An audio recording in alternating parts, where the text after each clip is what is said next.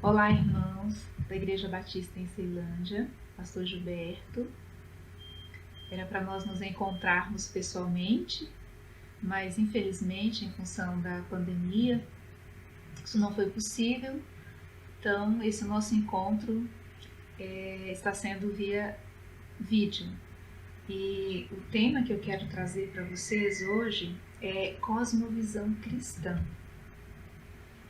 Quando a gente fala de cosmovisão cristã, nós estamos falando dos pilares da fé cristã, da fé bíblica, que faz com que nós possamos olhar para o mundo, dar sentido, dar significado às coisas, a partir de alguns pressupostos básicos que alicerçam a fé cristã. Então é fundamental nós compreendermos quais são esses pilares para que nós possamos olhar o mundo através dessas verdades e não sermos confundidos com tantas distorções que nós podemos observar na sociedade, né? Então é fundamental que nós conheçamos a cosmovisão cristã. Mas afinal de contas, o que é cosmovisão? Você já ouviu antes dessa palavra?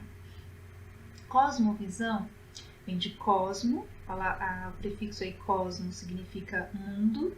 Então, se eu falo de cosmovisão, eu estou falando de uma visão de mundo. É a maneira como nós olhamos e enxergamos o mundo. Todo mundo tem cosmovisão, né? Então, todos os indivíduos, eles têm a sua maneira de olhar, de enxergar, de dar sentido, dar significado para a vida, de interpretar o mundo em que eles vivem. Só que há diferentes, então, maneiras de enxergar a vida, mas o cristão tem uma maneira que é peculiar a partir da doutrina bíblica, a partir dos princípios que nós poderíamos chamar de as lentes de Deus, através das quais nós devemos olhar e enxergar tudo ao nosso redor. Então, poderíamos pensar na cosmovisão como uma espécie de lente que faz com que a gente olhe para a realidade e enxergue a realidade a partir dessa lente. A gente não enxerga a lente, mas é a lente que faz com que a realidade se pareça da forma como parece aos nossos olhos. Então, se eu tivesse, por exemplo, um óculos com a lente verde, eu olharia para a realidade e veria tudo esverdeado. Se eu colocar uma lente rosa, eu vou olhar e ver com a tonalidade de rosa a realidade. Então a cosmovisão é isso. São valores, crenças, princípios dos quais nós partimos e através desses valores, dessas crenças, desses princípios, nós enxergamos o mundo dando sentido através dessa formação que nós temos. Então a cosmovisão ela é construída ao longo da vida a partir daquilo que o indivíduo vê, a partir do que ele ouve, do que ele lê, a partir do contexto no qual ele está inserido, né? Então, vai depender da época em que ele vive, do lugar onde ele vive. Então, alguém que nasceu no Brasil, num determinado momento histórico, ele vai enxergar as coisas, ter determinados valores, enquanto o indivíduo que nasceu, sei lá, na Índia, por exemplo, ele vai olhar dando outros valores, outro sentido, outro significado. Né? Então, perceba que a cosmovisão está relacionada ao tempo em que se nasce e vive e também ao espaço geográfico, né? Onde se nasce e vive. Então, tem a ver com as influências que nós recebemos. Mas também a cosmovisão ela está profundamente ligada ao nosso coração, que são os nossos desejos mais profundos, né? E o indivíduo, então, ele acaba abraçando valores e crenças que legitimem desejos que ele tem no seu coração e que ele quer viver conforme aqueles desejos. Então ele vai abraçar crenças que respaldem aqueles desejos.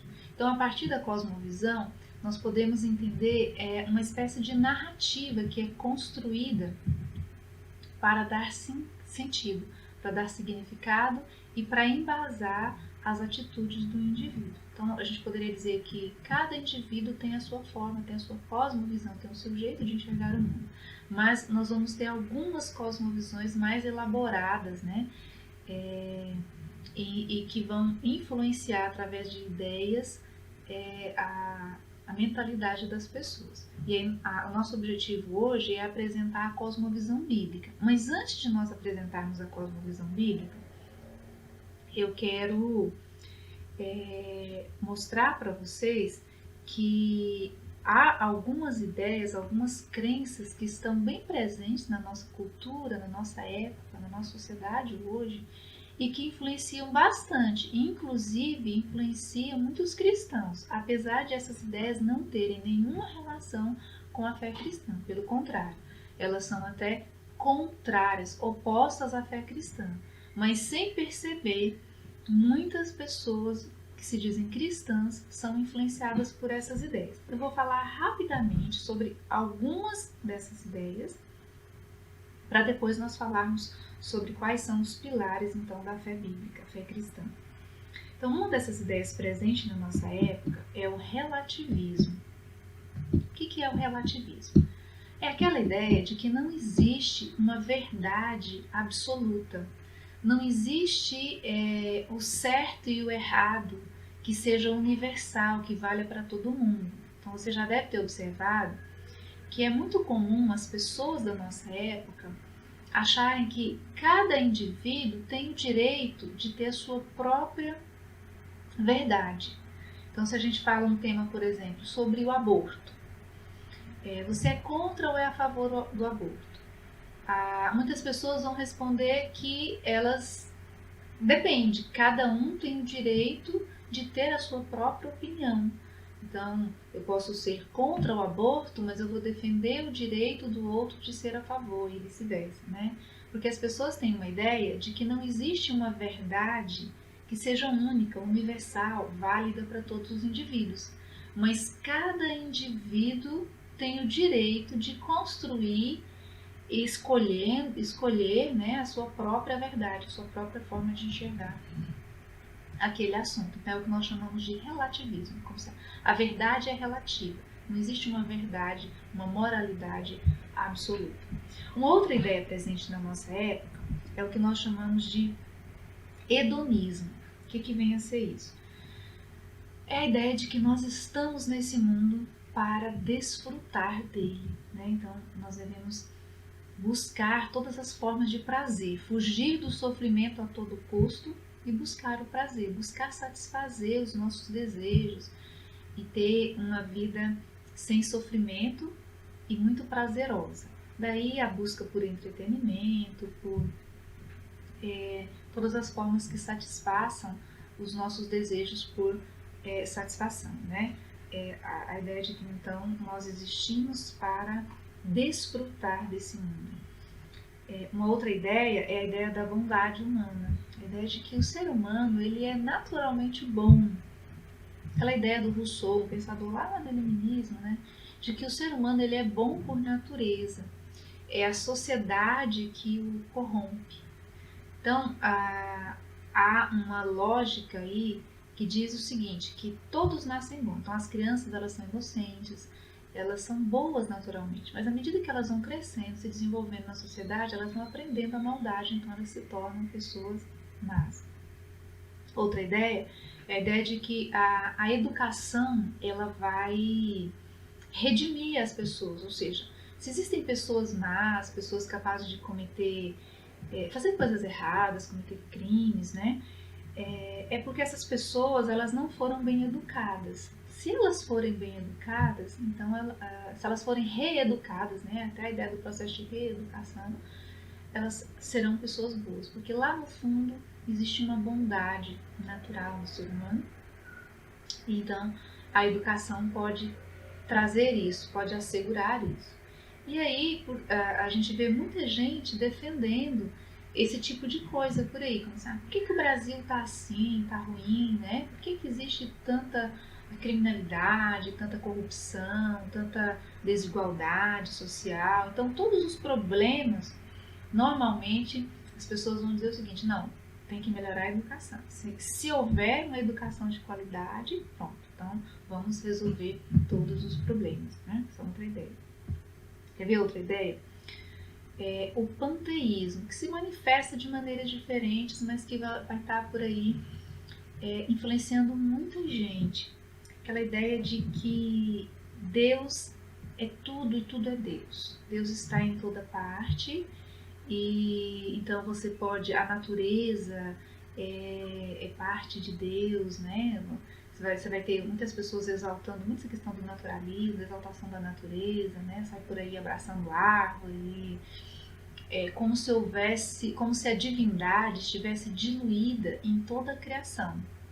Então, tudo que existe faz parte, de certa forma, dessa divindade que está aí.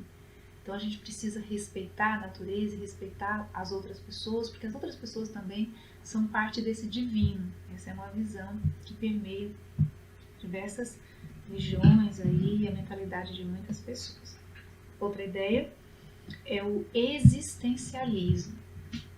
Resumindo, é a ideia de que eu existo e, ao existir, eu defino a natureza daquilo que eu quero ser. Ou seja, é como se não houvesse não há uma natureza humana. Não existe um sentido dado, geral, ao nascer, do que é ser humano. Mas cada um define a si mesmo ao existir. Então, é como se assim, a existência precede a essência. Não há uma essência do que é ser humano, mas a partir da experiência que cada indivíduo tem, esse indivíduo se constrói a si mesmo, ele constrói a sua própria essência. Então, essa ideia, ela vai abrir o precedente para essa visão de que o indivíduo pode ser o que ele quiser ser, né? Então, você vai ter pessoas aí que cismam que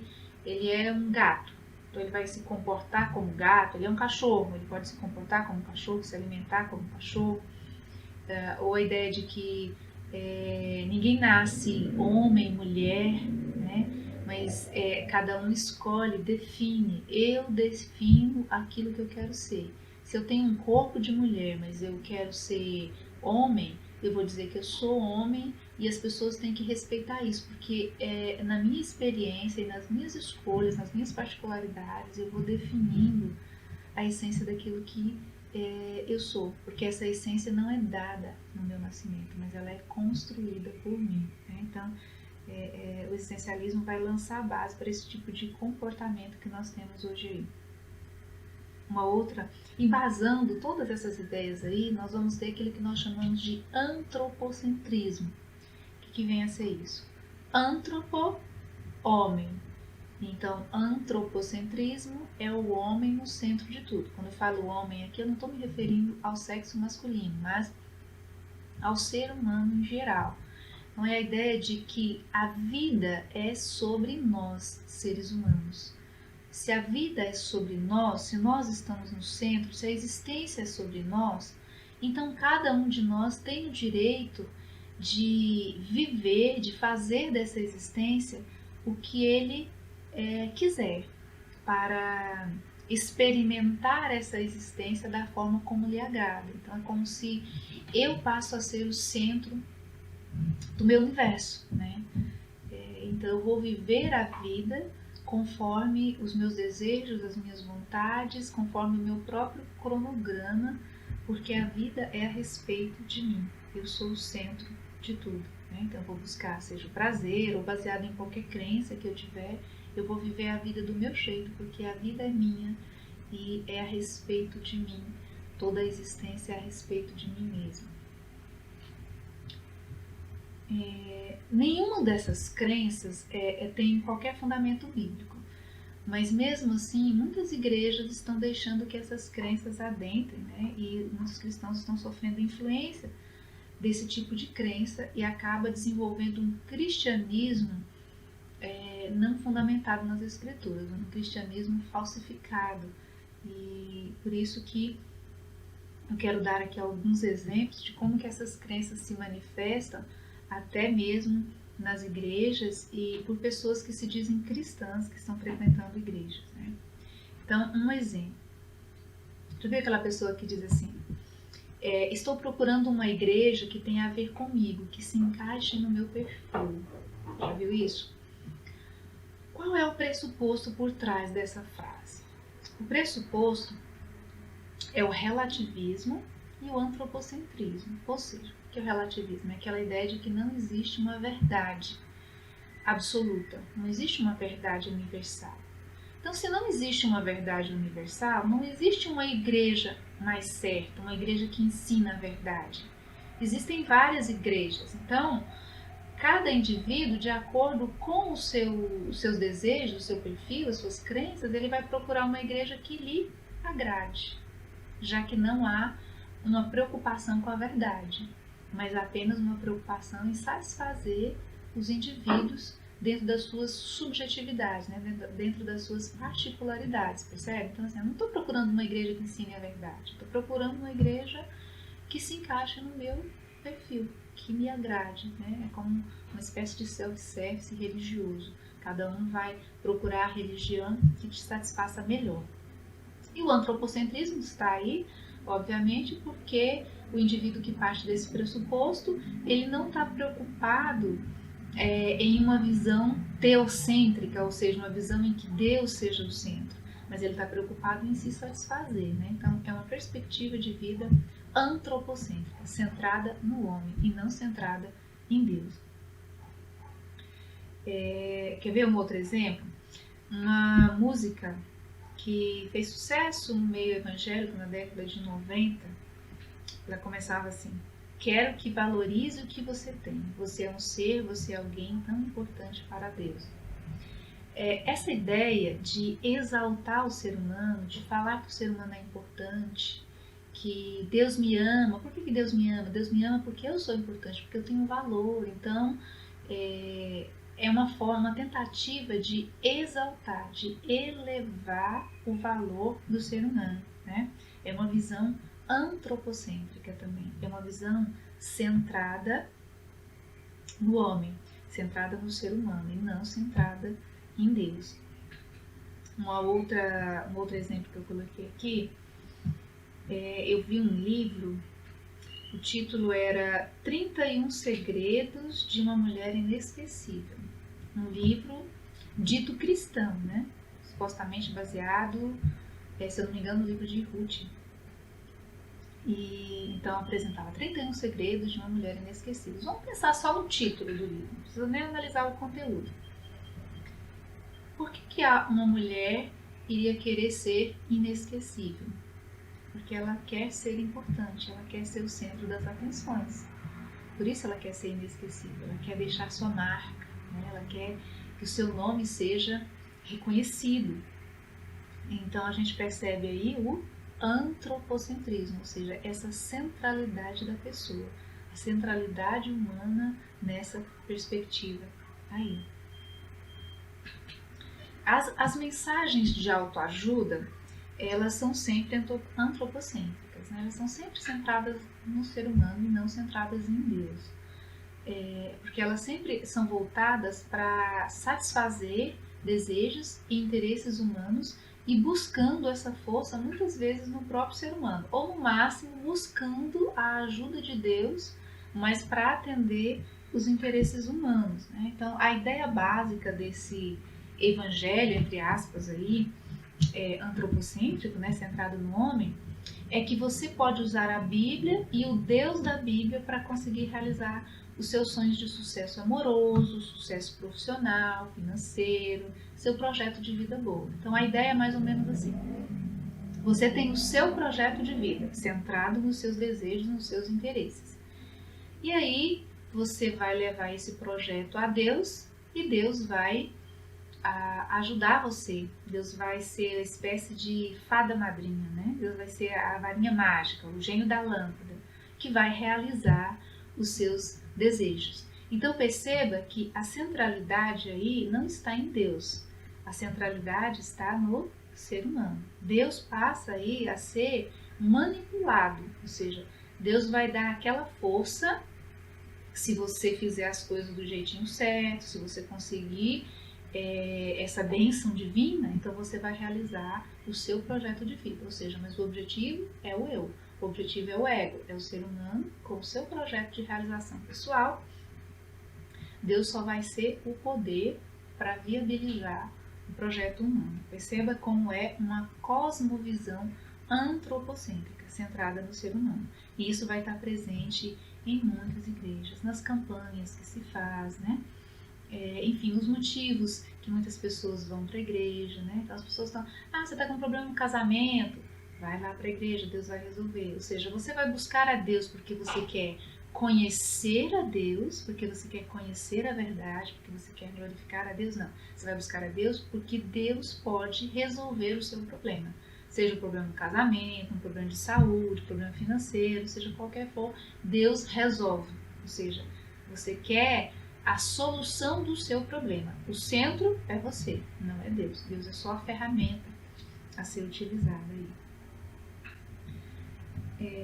Mas a cosmovisão bíblica, então, ela é bem diferente disso. Nós podemos pensar em 4 pilares básicos para a cosmovisão bíblica. Então, a narrativa bíblica apresenta essas 4 etapas, digamos assim, esses 4 atos que eu vou apresentar aqui. Criação, queda, redenção e consumação. Alguns, quando vão falar de cosmovisão cristã, às vezes fala em 3 atos: criação, queda e redenção. Eu vou acrescentar esse 4º aqui, porque na verdade a consumação ela faz parte da redenção, uma espécie de anexo, a gente vai entender depois por quê. Acho que fica mais fácil quando nós falamos de consumação, porque a gente percebe que a redenção ainda não alcançou, digamos assim, a sua plenitude. Então, vamos começar com o primeiro fundamento, o primeiro pilar, né? Que nós, como cristãos, precisamos compreender, olhar o mundo através dessa perspectiva. Primeiro é a criação. Lá em Gênesis 1, Deus diz que no princípio criou Deus os céus e a terra. Foi Deus que criou todas as coisas, né? O que isso significa? Então, significa que existe uma causa externa para a existência. E essa causa é Deus. Então, Deus criou todas as coisas.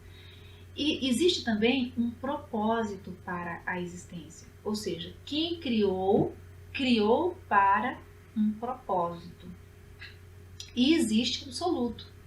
Ou seja, existe verdade absoluta, existe certo e errado. Porque quem criou, criou com um propósito e estabeleceu as regras de funcionamento desse universo, desse mundo criado. Então Deus criou essas leis, né? Tanto as leis naturais quanto as leis morais, que vão espelhar a natureza de Deus. Então a gente percebe que o fato de Deus ter criado o mundo muda a maneira como nós entendemos esse mundo, a maneira como nós olhamos para esse mundo. E aí Deus vai dizer lá em Isaías 5, 20, Deus diz assim: ai daqueles que ao mal chamam bem e ao bem mal, que mudam as trevas em luz e a luz em trevas, que tornam doce o que é amargo e amargo o que é doce. Ou seja, Deus, ele criou todas as coisas e ele estabeleceu as regras de funcionamento e ele estabeleceu também uma moralidade, aquilo que é certo, aquilo que é errado, ele estabeleceu os limites.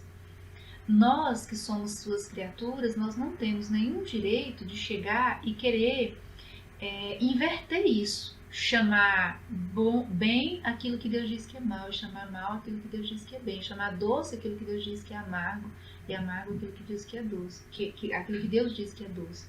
Então nós precisamos entender que o mundo é de Deus, o universo é de Deus, as regras são dele. Então nós não temos nenhum direito de querer estabelecer as nossas regras, porque nós estaríamos então deturpando aquilo que Deus estabeleceu. Então, quais as implicações, né, do fato de Deus ter criado o mundo e quais as implicações disso para a maneira como eu vivo? Em primeiro lugar, significa que eu não me pertenço, porque eu fui criada por Deus. Então eu pertenço ao Criador. Ele é dono de mim, não eu mesmo. Então eu não decido o propósito da minha existência. Não sou eu que determino para que é que eu existo, mas é Deus quem determina, Deus quem estabelece para que é que eu existo. Qual a finalidade, né, pela qual eu fui criado. E Deus, através da sua palavra, ele vai dizer que tudo existe, tudo foi criado para a glória dele. Então, eu existo para a glória de Deus. Então, qual é a finalidade nossa, né? Qual a finalidade do ser humano?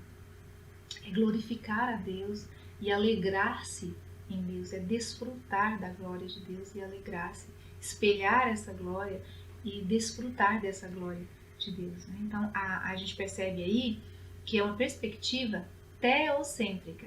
Teo é Deus, então é Deus no centro. E não é uma perspectiva antropocêntrica.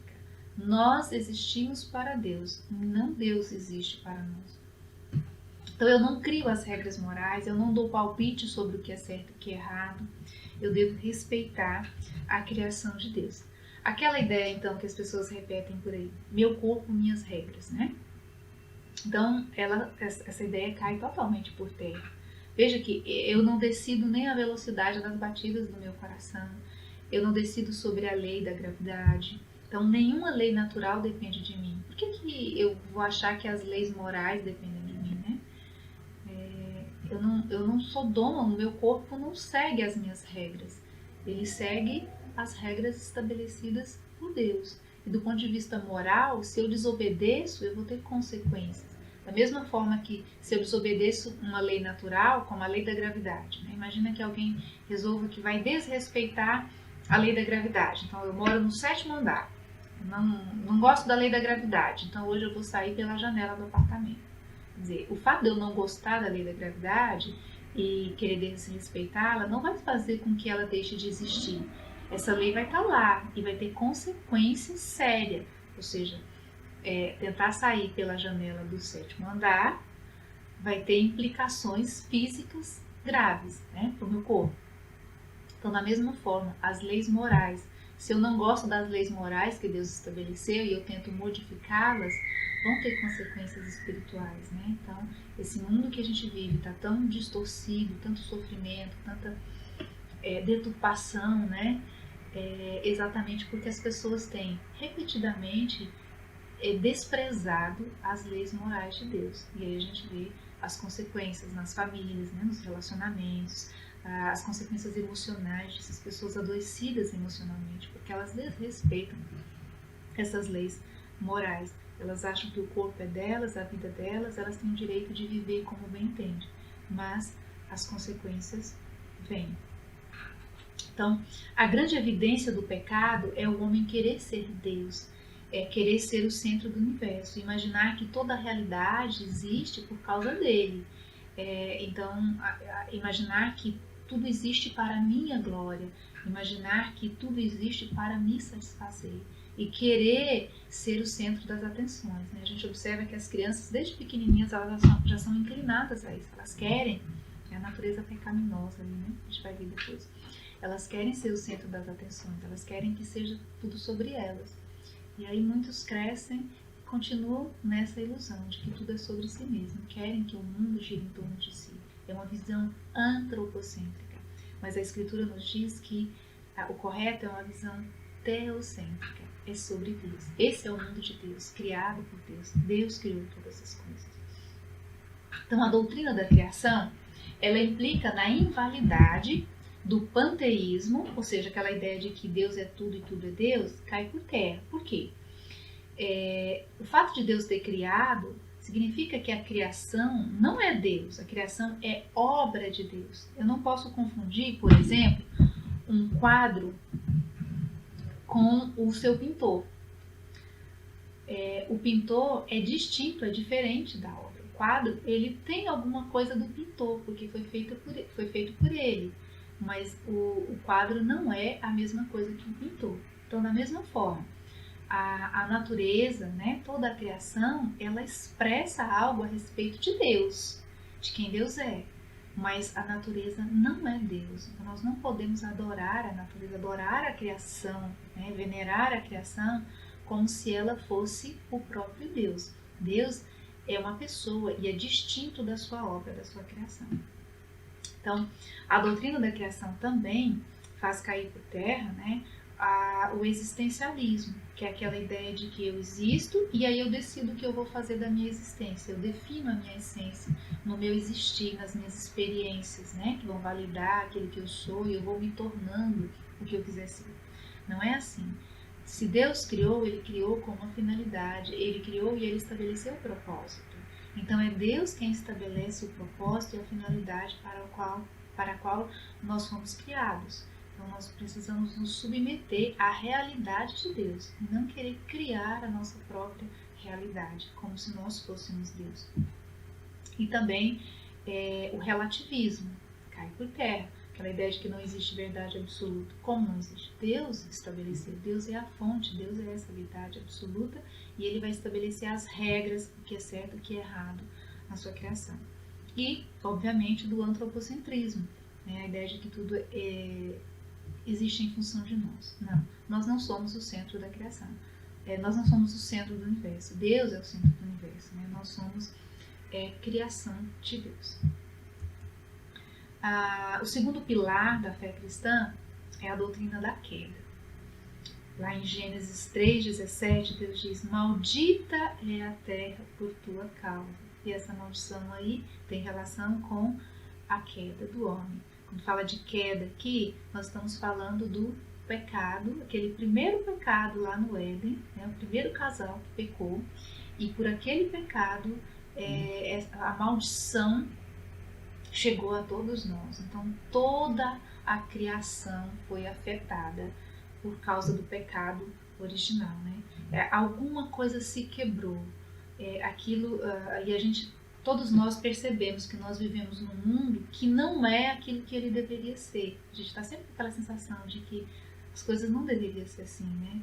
Quando a gente vê uma criança que nasce com uma deficiência, uma pessoa com uma doença grave, quando a gente vê o envelhecimento, quando a gente vê as dores, as angústias, o sofrimento desse mundo, o que a gente percebe?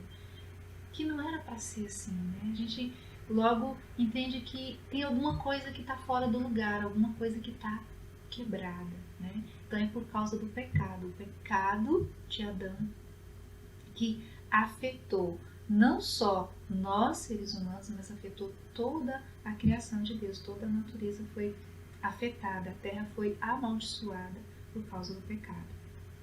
Então o que isso significa?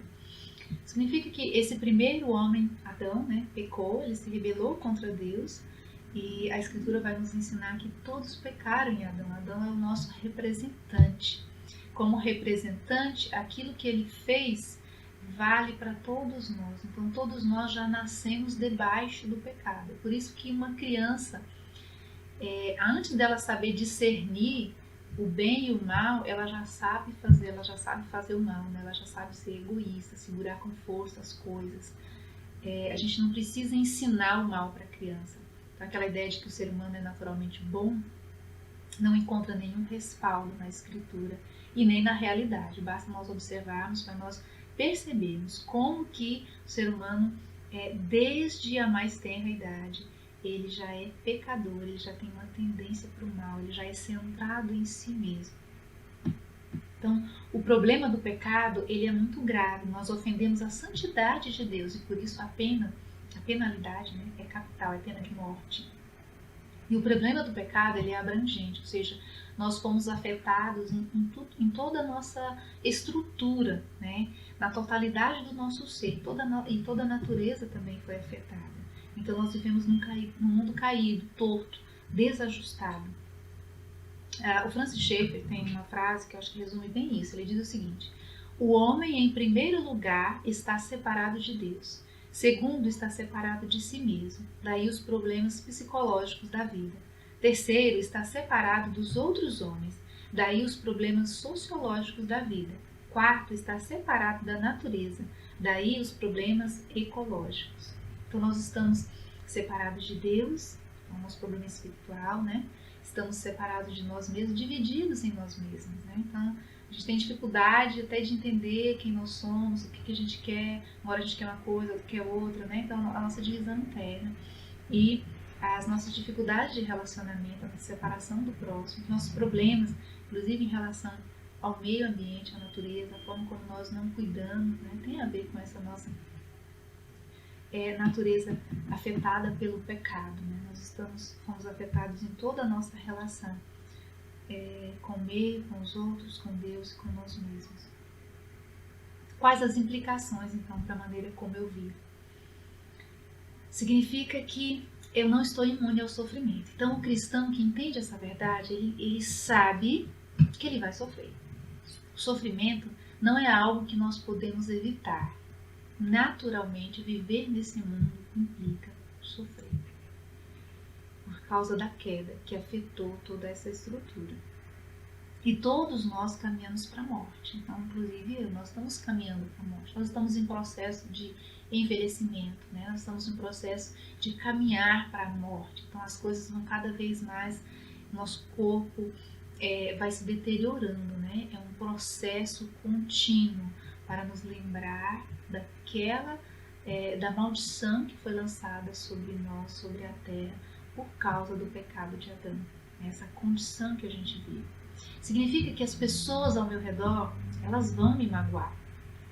Então, o cristão, ele tem essa noção de que esses relacionamentos aqui, eles são relacionamentos que, por mais que impliquem em coisas boas, né? Forma como nós amamos os nossos familiares, né? Cônjuges, filhos, né? Então, nós recebemos essa capacidade de Deus, porque nós somos feitos à imagem e semelhança de Deus, então nós podemos amar. Mas porque fomos afetados pelo pecado, o nosso amor é imperfeito. E as pessoas, então, vão nos amar de forma imperfeita. Elas vão nos magoar, elas vão falhar nesse amor para conosco. Então, o cristão é alguém que ele não tem expectativas demais em relação aos seres humanos. Ele sabe que o ser humano é caído, que todos foram afetados. E outra coisa que nós precisamos ter consciência é de que o mal, ele não está apenas lá fora. Então eu não olho para o outro como se o problema fosse simplesmente o outro. Mas eu sei que o mal é algo que está em mim, a minha natureza caída, a minha natureza pecaminosa. Então o mal está dentro de mim também, não está só no outro. Né? Então a gente entende essa nossa limitação e a limitação do outro por causa do pecado que nos afetou. E que implicações isso vai ter, então, na maneira como nós vivemos? Nós vamos entender que não existe solução humana para o problema do pecado. Então, o cristão sabe que a educação, por exemplo, não pode resolver o problema.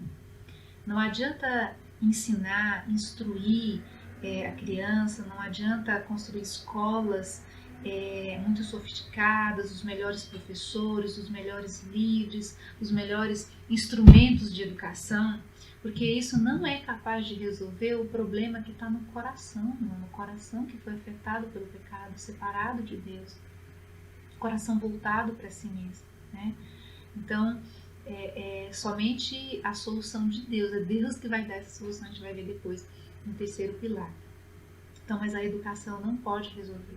Prova disso é que as pessoas mais instruídas, mais estudadas, elas continuam a fazer maldade. Aliás, é possível até que os doutores, né, aquelas pessoas que têm uma excelente formação, elas podem ser, inclusive, usar esse conhecimento, essa formação que elas têm, para fazer maldades ainda maiores, já que elas têm um conhecimento, né, a seu favor. Então, elas podem usar todo o conhecimento, toda a bagagem que elas possuíram por causa da educação, para estabelecer meios de dominação, de opressão, de corrupção maior. Né? Então, é evidência de que a educação não resolve. Se a educação resolvesse, as pessoas mais estudadas, elas não seriam pessoas que fazem mal. E, no entanto, a gente vê que essas pessoas continuam fazendo mal. Então, a educação não tem nenhum poder contra essa natureza pecaminosa lá no coração humano. Significa também que, implica também, né, que a imagem de Deus em mim, mesmo deformada por causa do pecado, me possibilita fazer coisas boas, mas eu costumo estragar boa parte dessas coisas boas, né? Então, assim, o fato do mundo ter sido afetado pelo pecado não significa que nós não temos nenhum traço mais da imagem e semelhança de Deus. Não, nós temos, nós somos feitos da imagem e semelhança de Deus. Então, Deus Deus nos empresta, de certa forma, né, do seu caráter, da capacidade de aprender, de criar coisas, de estudar, né, de entender esse universo de Deus, esse mundo de Deus. Então, quantos avanços na área da medicina, em várias áreas de conhecimento nós podemos observar, mesmo por parte de pessoas que não temem a Deus. É aquilo que a gente chama de graça comum, porque a imagem de Deus está em todo ser humano. Está deformada por causa do pecado, mas ainda está lá. Então nós ainda somos capazes de fazer coisas boas. Só que por causa do pecado, a gente acaba usando essas coisas não para a glória de Deus, como deveria ser, mas muitas vezes nós usamos para a nossa própria glória, ou às vezes nós ainda usamos para criar o mal, né? Para fazer coisas más. Um exemplo disso são os avanços científicos que acabam sendo empregados nas guerras, né? Então quer dizer, muito conhecimento científico acaba sendo utilizado para matar, para destruir, para causar mais sofrimento. Então essa é uma evidência aí da queda, ainda que a imagem de Deus esteja em nós de modo deformado.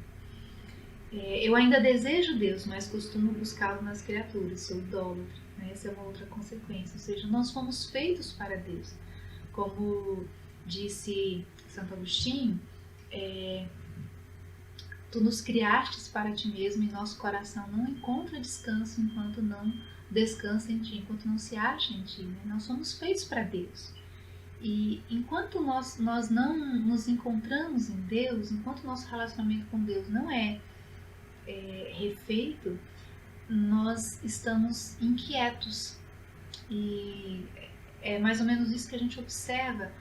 Está todo mundo em busca de mais, né? As pessoas acham que vão ser felizes quando se casarem, ou quando tiverem filhos, ou quando ganhar um salário tal, ou quando tiver aquele emprego, quando fizer aquela viagem. As pessoas estão sempre planejando que elas vão encontrar realização em alguém ou em alguma coisa. E elas acabam transformando essas coisas ou essas pessoas em ídolos, né? Passam a colocar aquilo lá no lugar de Deus. E estragam relacionamentos, estragam suas vidas, porque elevam coisas, posições, pessoas ao lugar de Deus, né? Porque ela quer Deus, mas ela não sabe onde encontrar Deus, e ela busca então essa autorrealização, essa satisfação naquilo que não é Deus. Então, algumas passagens bíblicas que falam a respeito da queda, né? Bem rapidinho aqui, Romanos 6:23 diz: porque assim como por um só homem entrou o pecado no mundo, e pelo pecado a morte, assim também a morte passou a todos os homens, porquanto todos pecaram. Perdão, é Romanos 5:12. Romanos 6:23a diz: o salário do pecado é a morte. Romanos 3:10-12 diz: não há um justo, nenhum sequer, não há ninguém que entenda, não há ninguém que busque a Deus. Todos se extraviaram e juntamente se fizeram inúteis. Não há quem faça o bem, não há nenhum só. Jeremias 17:9.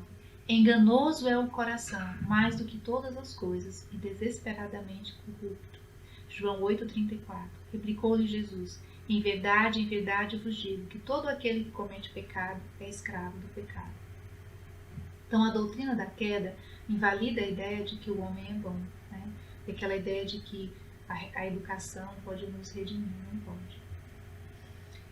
O terceiro pilar da cosmovisão cristã é a redenção. Então, criação, queda, redenção. O que vem a ser isso? Lá em 2 Coríntios 5:19, diz que Deus estava em Cristo, reconciliando consigo o mundo. Então, essa é a base da doutrina da redenção. Então, Deus criou tudo bom, tudo perfeito. Veio o pecado e algo se quebrou. E agora, na redenção, nós vamos ter Deus consertando aquilo que se quebrou. Deus, então, está restaurando. Deus está pegando aquilo que foi entortado, né, e reestabelecendo. Deus está reconstruindo, Deus está refazendo, recriando, né, de certa forma, aquilo que Ele fez. Então, o que isso significa? Significa que Deus providenciou um meio para consertar o que estava quebrado. Cristo é o presente de Deus, a boa nova, né? A boa notícia, o evangelho para o homem caído. Cristo é o substituto perfeito para assumir a culpa e cumprir a pena de morte no lugar do pecador. Lembra, o salário do pecado é a morte, porque o homem pecou, então ele morre, né? Essa morte física é apenas uma alegoria, né? Um símbolo, uma representação da morte espiritual, que é a separação de Deus, né? O homem vive separado, morto espiritualmente, separado de Deus. Então,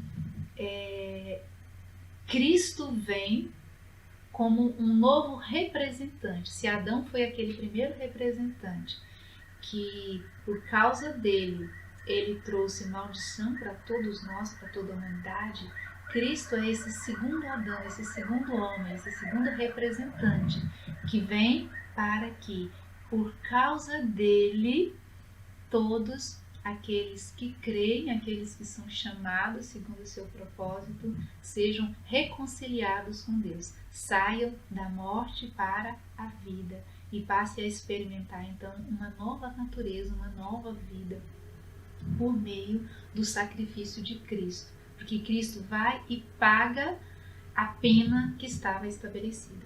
Deus não podia simplesmente nos perdoar, da mesma forma que um juiz não pode simplesmente perdoar um criminoso, porque se um juiz perdoasse, ele estaria sendo injusto.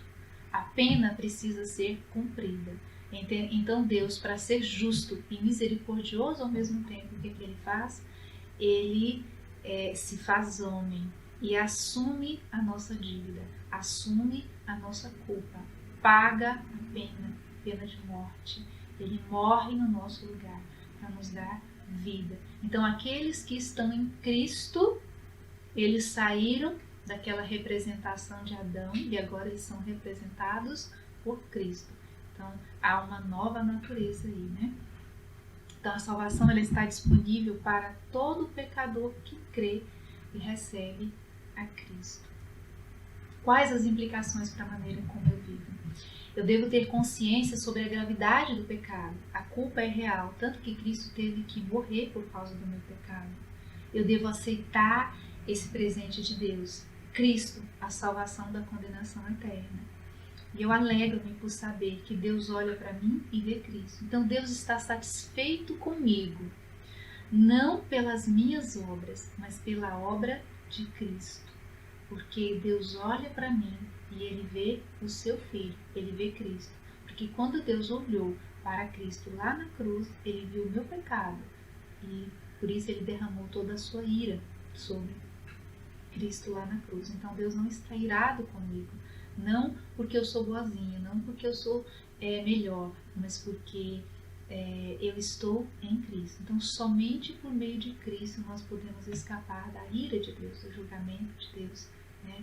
E nós recebemos então uma nova vida que nos capacita a praticar as boas obras, a viver uma nova vida, porque agora nós não estaremos mais debaixo da maldição do pecado, né? Mas nós somos libertos dessa maldição do pecado e agora nós somos livres para não mais viver em pecado, porque Cristo nos deu essa nova vida. Então a salvação não é obra nossa, não é resultado da nossa ação, mas as boas obras que nós vamos praticar uma vez que fomos salvos é resultado dessa nova vida que nós recebemos pela fé em Cristo, que é fruto da graça de Deus e não mérito meu. Então eu não posso me orgulhar por causa da salvação, porque não é mérito meu. E eu posso viver essa nova vida, uma nova criatura, porque o poder de Cristo em mim me capacita a isso. Algumas passagens bíblicas sobre a doutrina da redenção. Sem derramamento de sangue não há remissão de pecados, Hebreus 9, 22. Porque Deus amou o mundo de tal maneira que deu o seu Filho unigênito, para que todo aquele que nele crê não pereça, mas tenha a vida eterna. João 3,16. Porque o amor de Cristo nos constrange, julgando nós assim, que se um morreu por todos, logo todos morreram. E ele morreu por todos, para que os que vivem não vivam mais para si, mas para aquele que por eles morreu e ressuscitou. 2 Coríntios 5, 14, 15. Porque assim como todos morreram em Adão, assim também todos serão vivificados em Cristo. 1 Coríntios 15, 22.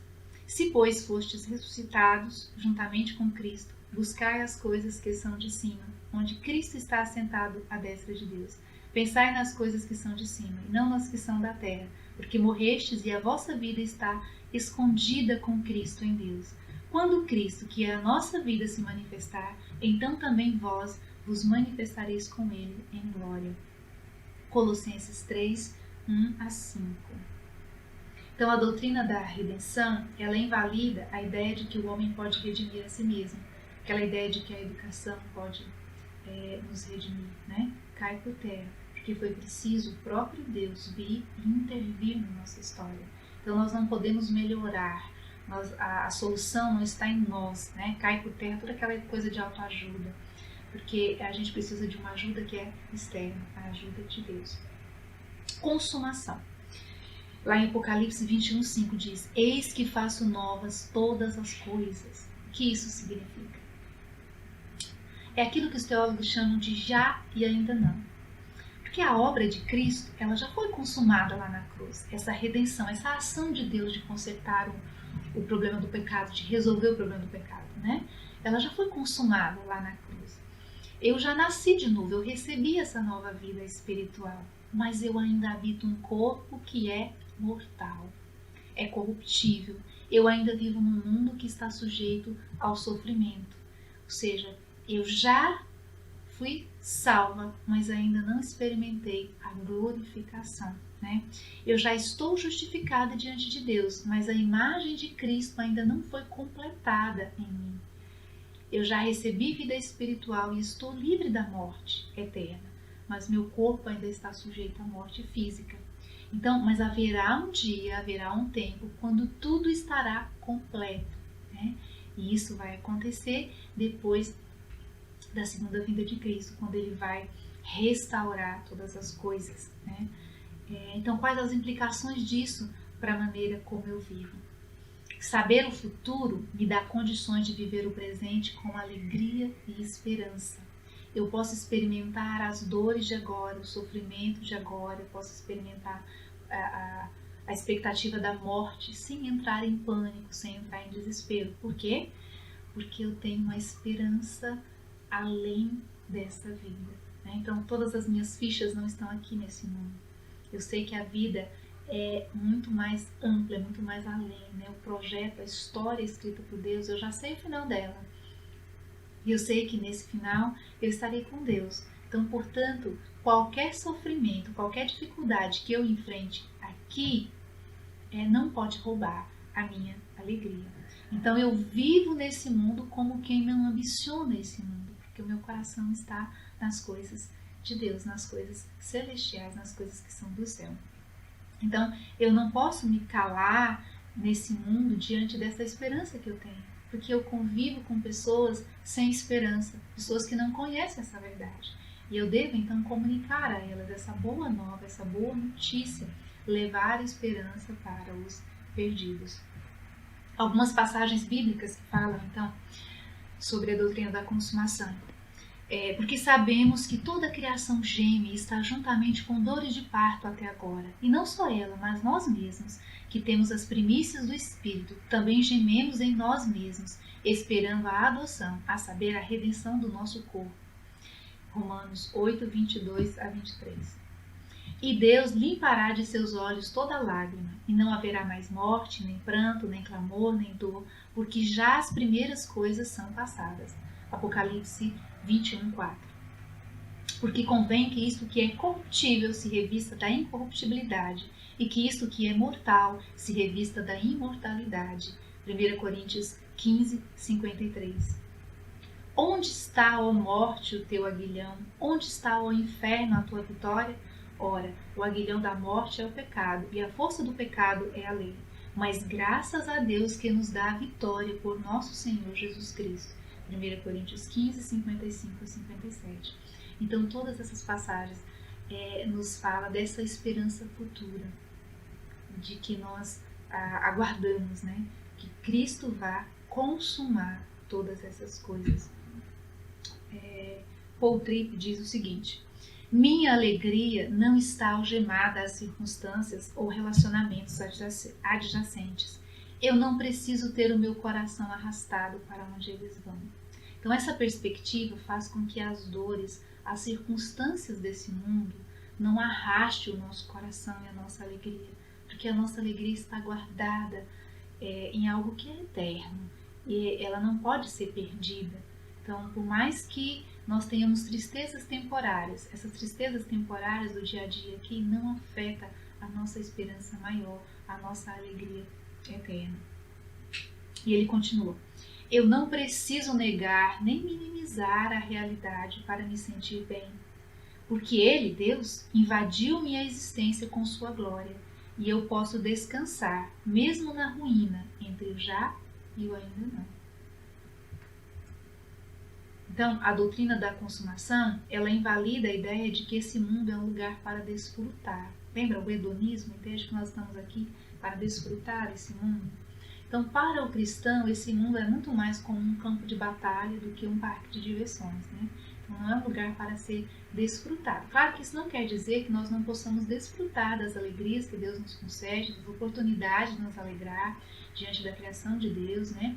Mas que não é essa a nossa finalidade. O nosso coração não está colocado nisso, porque nos momentos que vier a dor, o sofrimento, eles não nos pegarão de surpresa, porque nós sabemos que esse é um mundo de dores. E isso não vai abalar a nossa esperança, porque a nossa esperança não está nesse mundo. Tem uma frase do Elben César que diz o seguinte: o homem não se vê como convém, só se tomar emprestados os olhos de Deus e se olhar através deles.